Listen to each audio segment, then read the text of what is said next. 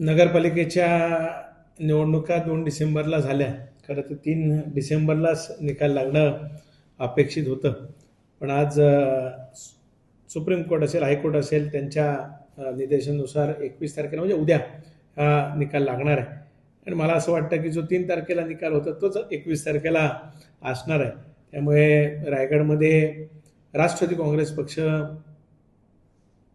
आमच्या सर्वच कार्यकर्त्यांनी जी ताकद उभी केली, आदरणीय नेते तटकरे साहेब असतील, आदरणीय सुधाकर घारे साहेब असतील, माननीय आमदार आदित्य असतील, यांच्या नेतृत्वाखाली जी काही आम्ही ताकद उभी केली त्याला चांगल्या प्रकारचं यश येईल असा मला विश्वास व्यक्त करावा असं वाटतो. ज्या ठिकाणी भारतीय जनता पक्ष आणि राष्ट्रवादी काँग्रेस पक्ष आहे तिथे सुद्धा आमच्या युतीला चांगल्या प्रकारचं यश निश्चितच येईल.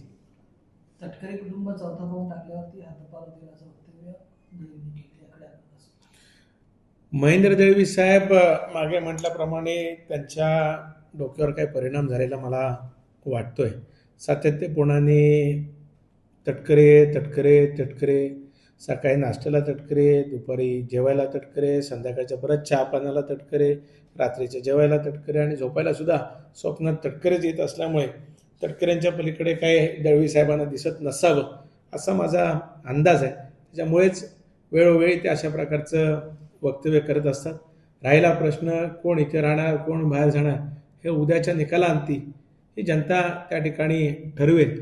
आणि मग रायगडच्या जनतेने कोणाला स्वीकारलंय, अलिबाग मुरुडच्या जनतेने कोणाला स्वीकारलंय हे सुद्धा निकालांती आपल्याला पाहायला मिळेल.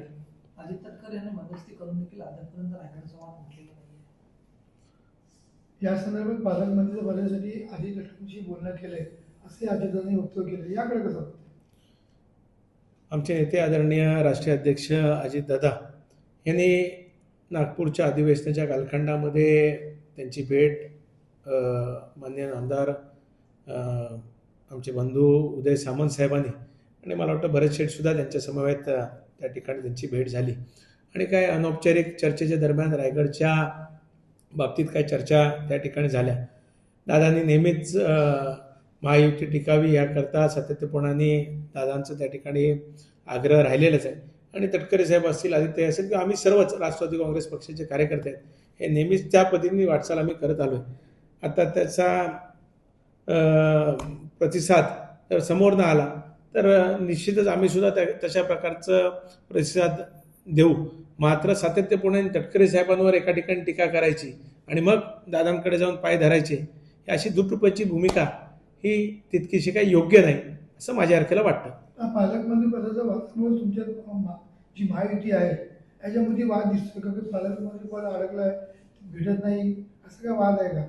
आणि तटकरे साहेबांनी पालकमंत्री पद अडकवून ठेवलं असं देखील टीका केलेलं नेमकं अनिकेत भाई खरं काय तर जनतेला रायगडच्या पालकमंत्री पदाच्या बाबतीत गेल्या म्हणजे ह्याच वर्षी मी चुकत नसेल तर 11 जानेवारीला का 15 जानेवारीच्या आसपास पालकमंत्री पदाची यादी ही राज्यभरातली जाहीर झाली. कोण कुठलं पालकमंत्रीपद होईल ह्याचं त्या ठिकाणी निर्णय माननीय मुख्यमंत्री देवेंद्रजी असतील, उपमुख्यमंत्री अजित असतील, दुसरे उपमुख्यमंत्री आदरणीय एकनाथराव शिंदे साहेब असतील यांनी ते ठरवलं. त्यामुळे पालकमंत्री कुठल्या जिल्ह्यातल्या कुठल्या महायुतीतील घटकाला देण्यात यावं हे वरिष्ठ पातळीवर ठरवण्यात आलं. त्याच्यात रायगडचं पालकमंत्रीपद हे राष्ट्रवादीच्या वाटेला आलं. त्याच्यातनं नंतर काही गोष्टी जरूर झाल्या असतील पण त्या बाबतीत आम्ही वेळोवेळी सांगत आलो आहे की राष्ट्रवादी काँग्रेस पक्ष हे तिन्ही नेत्यांना मानणारा पक्ष आहे. त्यामुळे माननीय मुख्यमंत्री असतील, दोन्ही उपमुख्यमंत्री महोदय असतील, जो निर्णय देतील त्या बाबतीत आम्ही त्या ठिकाणी मान्य आम्हाला तो असेल. राष्ट्रवादी काँग्रेस पक्षाच्या वाटेला आदित्याच्या वाटेला जर ते आलेलं असेल कारण आदित्य यांनी आधीच्या कालखंडामध्ये पालकमंत्रीपद भूषवलं. चांगल्या प्रकारे ताईंनी त्या ठिकाणी त्यांचं कामाचा ठसा हा रायगडच्या जनतेच्या विकासाकरता आणि अडीअडचणी सोडवण्याकरता ताईंनी त्या ठिकाणी हे केलं. म्हणूनच एखाद्या वेळेस काही जण म्हणतात सिनियरिटी आहे ती डावळून जर आदित्याला जर दिला असेल तसं मला वाटतं निर्णय त्यामुळेच नेतृत्वाने तो घेतलेला असावा.